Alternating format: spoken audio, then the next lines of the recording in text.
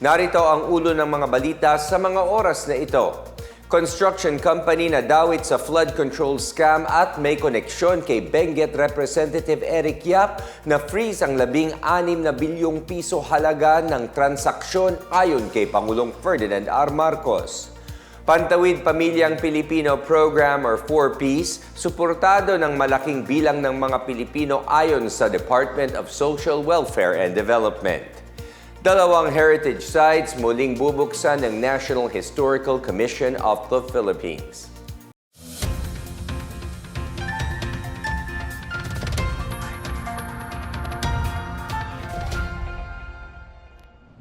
Ako po si William Theo para sa PNA Headlines. Ibinulgar ni Pangulong Ferdinand R. Marcos Jr. ang mahigit 16 na bilyong pisong halaga ng transaksyong isinagawa ng isang construction company na may koneksyon kay Benguet Representative Eric Yap at idinawit sa mga maanumalyang flood control projects. Sa isang video message, kinumpirma ni Marcos na isa ang Silver Wolves Construction Corporation sa mga kumpanyang ipina-freeze ng Court of Appeals or CA ang pera at ari-arian. Pinaiimbestigahan ang Silver Wolves dahil sa mga hindi natapos na flood control projects sa lalawigan ng La Union.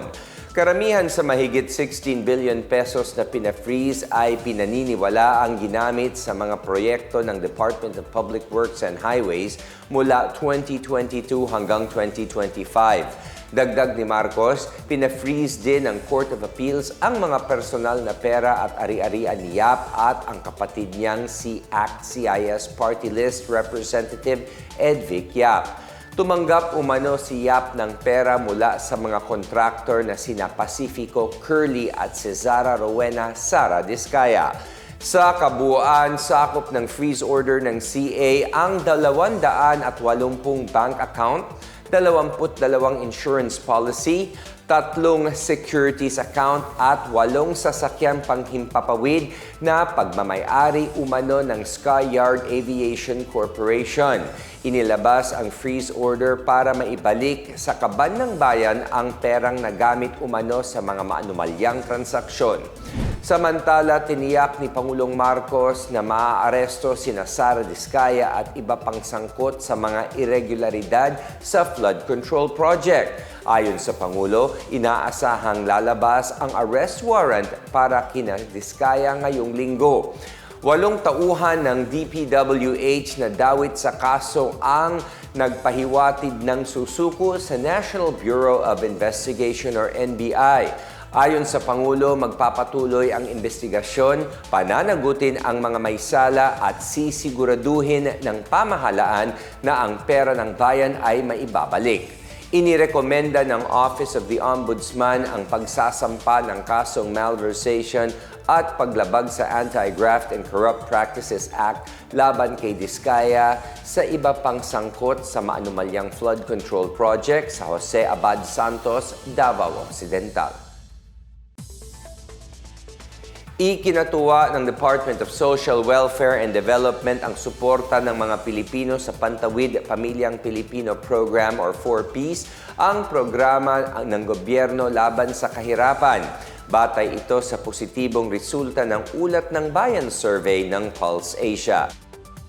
Sa survey na isinagawa mula September 27 hanggang 30, lumabas na 85% ng mga Pilipino ang nagsabing pabor sila na ipagpatuloy ng gobyerno ang naturang programa.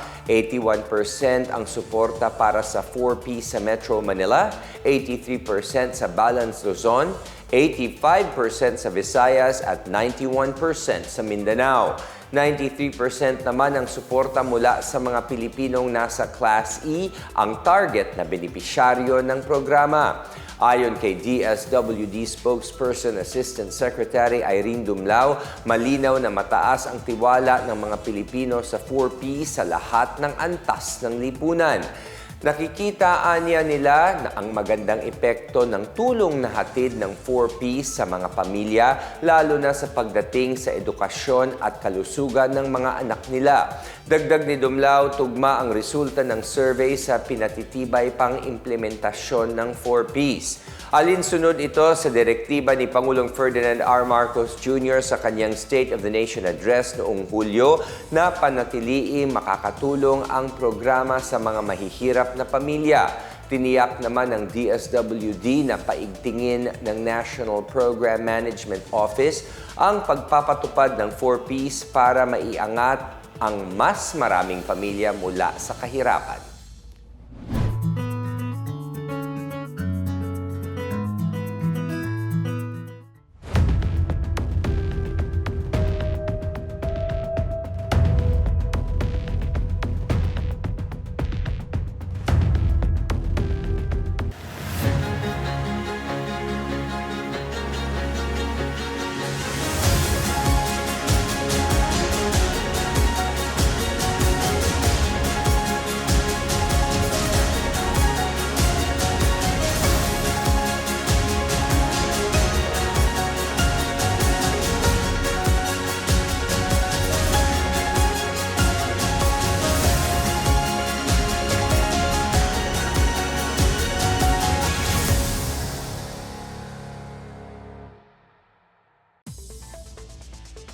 Muling bubuksan ng National Historical Commission of the Philippines or NHCP ang dalawang heritage sites sa susunod na linggo bilang parte ng modernization at pagpapaunlad ng mga museo sa buong bansa.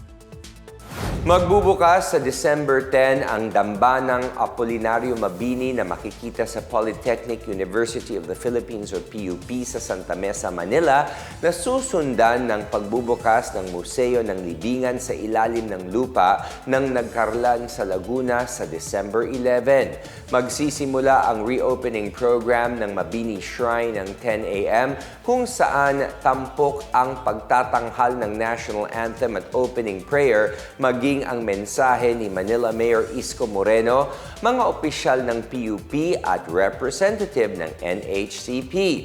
Kasama naman sa seremonya sa pagbubukas ng Nagkarlan Underground Shrine ay ang mga mensahe mula sa Municipal Government ng Nagkarlan, the Diocese of San Pablo at NHCP na susundan ng keynote address ni Laguna Mayor Marisol Aragones Sampelo.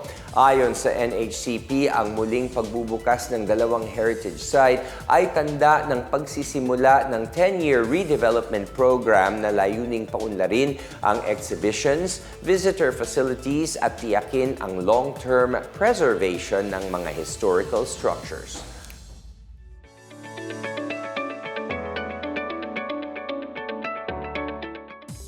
At sa balitang pangkalakalan, binigyang diin ni Department of Tourism or DOT Secretary Cristina Frasco ang mahalagang ugnayan sa pagitan ng pamahalaan at pribadong sektor sa pagpapalakas ng turismo sa bansa.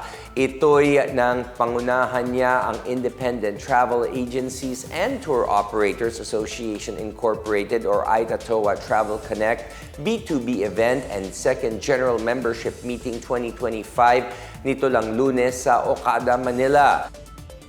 Sa kanyang keynote address, sinabi ni Frasco na pangako ng DOT na palakasin ang collaboration sa independent travel agencies at tour operators dahil malaki ang maitutulong nito na gawing global destination ang Pilipinas. Dagdag pa ng kalihim, mahalaga ang pagkakaisa at innovation sa tuloy-tuloy na pag-unlad ng sektor ng turismo. Nagtipon sa event ang mga miyembro ng ITATOA na binubuo ng 113 na regular members at 15 international allied members. Samantala, nagkaloob ang Department of Agrarian Reform or DAR ng 1.5 milyon na halaga ng farm tractor package upang palakasin ang lokal na produksyon ng palay at mais ng mga Agrarian Reform Beneficiaries or ARB sa Sarangani. Ibinigay sa Kiayap, Malalag Farmers Agriculture Cooperative or Kimafaco ang isang 4-wheel drive tractor. disc plow disc harrow, 10 de-bateryang knapsack sprayer at 50 sako ng hybrid corn seeds. Layunin nito na tulungan ang mga magsasaka na gumamit ng mga makabago, efficient at climate resilient na pamamaraan sa kanilang hanap buhay. Tinanggap ni Kimafaco Chairperson Johnny Quaresma ang turnover certificate at nagpapasalamat sa patuloy na suporta ng DAR. Hinikayat naman ni Provincial Agrarian Reform Coordinating Committee members Jimmy Giang at Jim C. Sanchez ang kooperatiba na panatilihing matibay ang makinarya upang makapakinabangan ito ng matagal. At yan ang pinakabago at pinakamainit na balita sa mga oras na ito, hatid sa inyo ng PNA Headlines. Para sa iba pang mga balita at impormasyon, bisitahin lamang ang aming website pna.gov.ph o ang aming Facebook at X account na Philippine News Agency. Mapapanood din ang PNA Headlines sa pamamagitan ng link sa website ng News and Information Bureau sa ilalim ng PNA News at sa YouTube account ng Philippine News Agency. 16 na araw na lang ay Pasko na.